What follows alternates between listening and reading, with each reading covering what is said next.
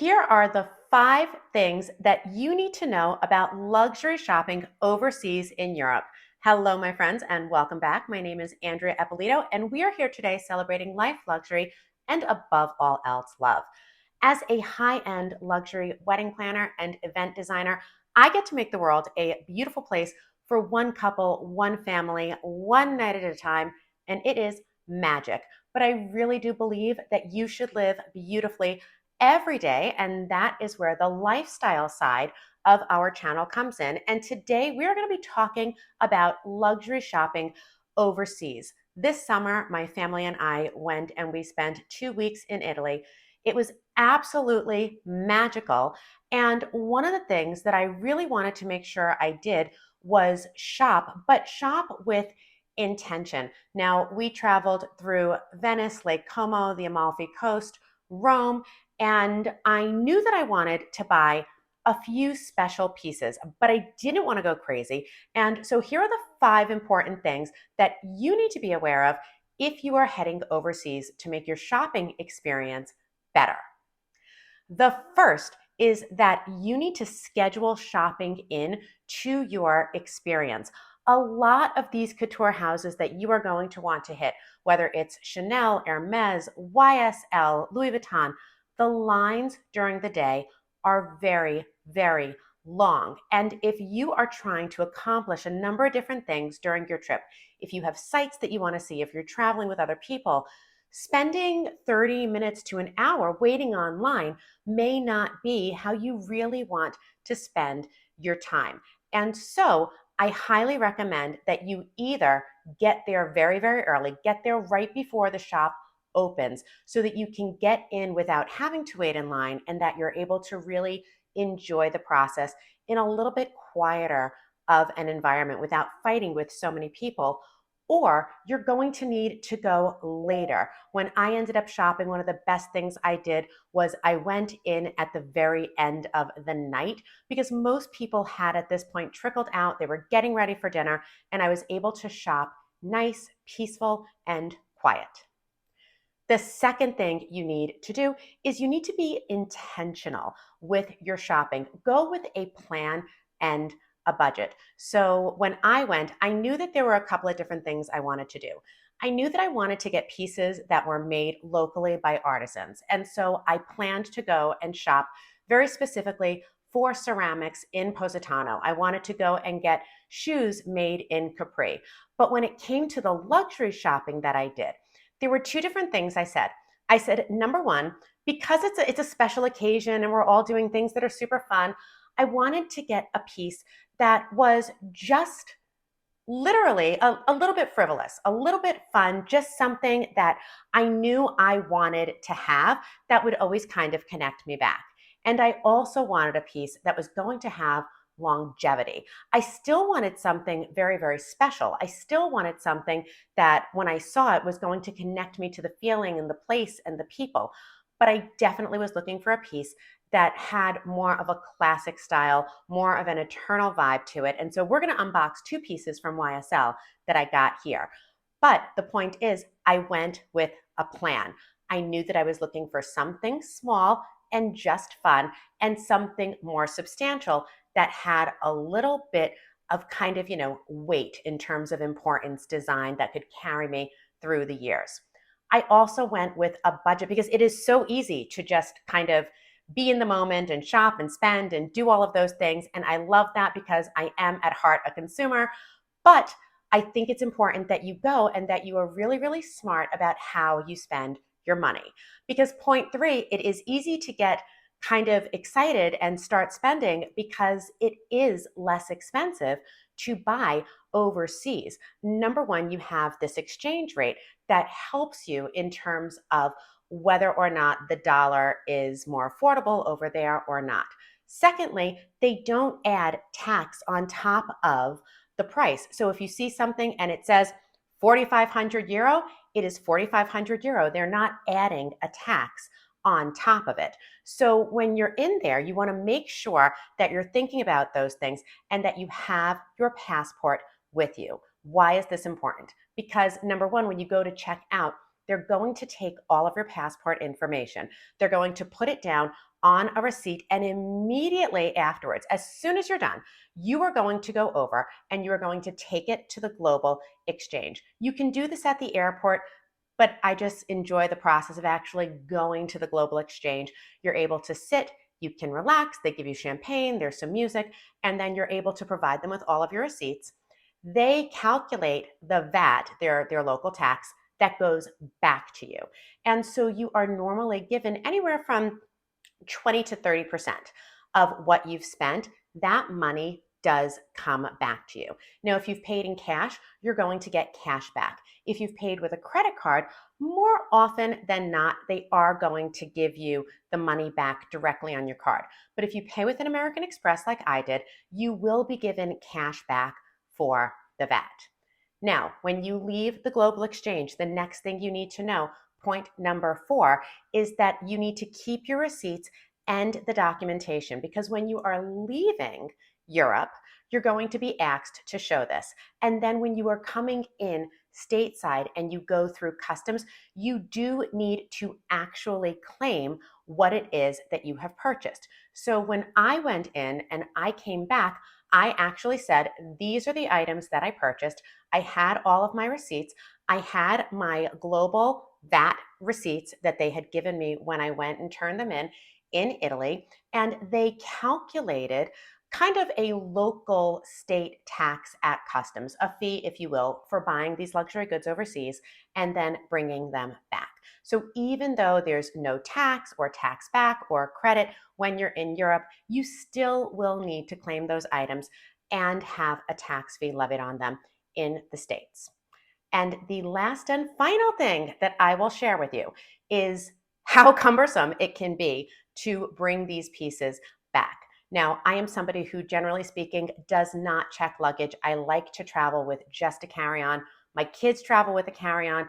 But for this trip, because we were gone for so long and we knew we'd be shopping, we did bring with us a luggage that we were able to fill with purchases and check on the way home.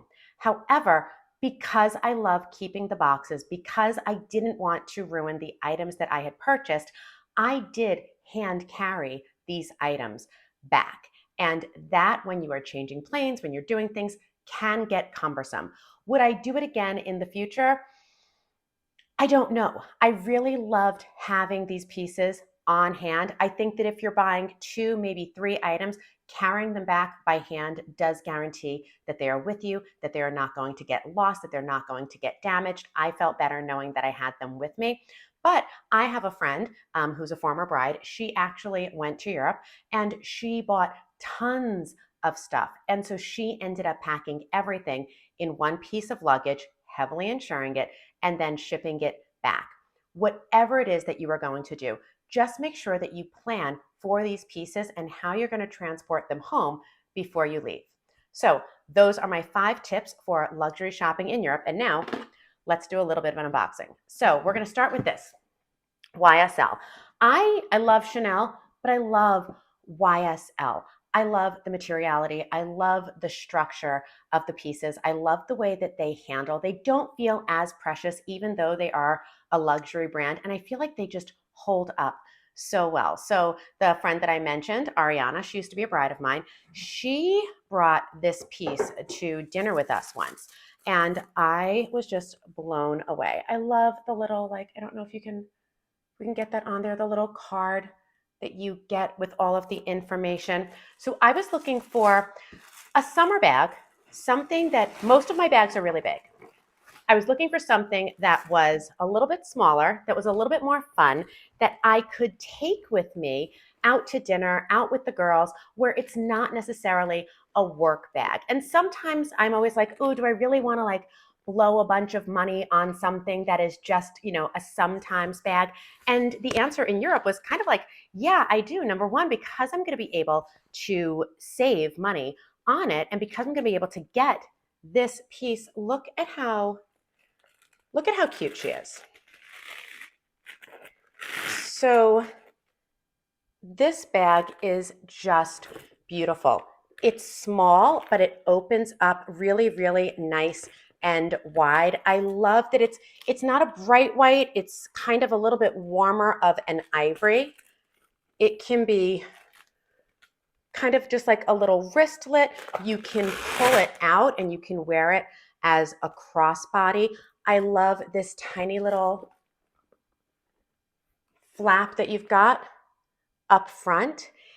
It's just a beautiful bag, and she's so fun, and the leather feels so soft. This is my little kind of fun, frivolous bag. Nobody thinks I'm going to be using this every day. Of course, I'm not going to be taking her out every day. She's for a night out with the girls. She's for a time where I want to be maybe a little bit more dressed up, but that I'm not doing anything super business related. This is a Sunday brunch, Thursday night dinner, quick running out. I want to be sleek. I want to be fashionable. It's a little bit sexy. And I just love this bag. I did save about $600 by buying this piece in Italy. And that's a good amount of money to save on a luxury piece that you're not going to use every day. That's not going to be a heritage piece, but that still has weight and quality and branding to it. The second piece that I got, and this is why I said, leave yourself open. I really think that things carry energy.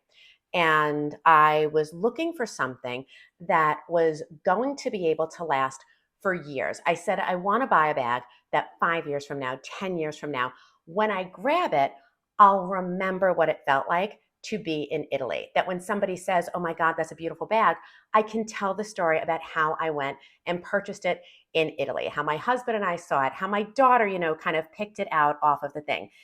I love the sac de jour from YSL. The shape of it actually reminds me of kind of the Hermes Birkin 25. And I grabbed my Birkin just for a size. Let's pull this back up. Okay. So I wanted the sac de jour. And you see them quite a bit here in the States. So we're going to pull this off and take this out. You see them here in the States. And I just think that they're such a great classic workhorse of a bag. And they look so beautiful, but you are used to them.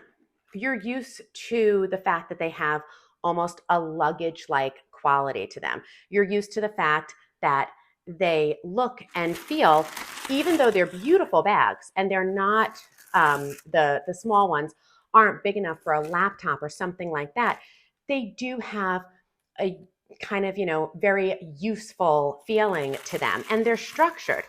I wanted something that was a little bit different, and when I was looking at all the colors, my daughter saw this and she said, Mommy, what about that?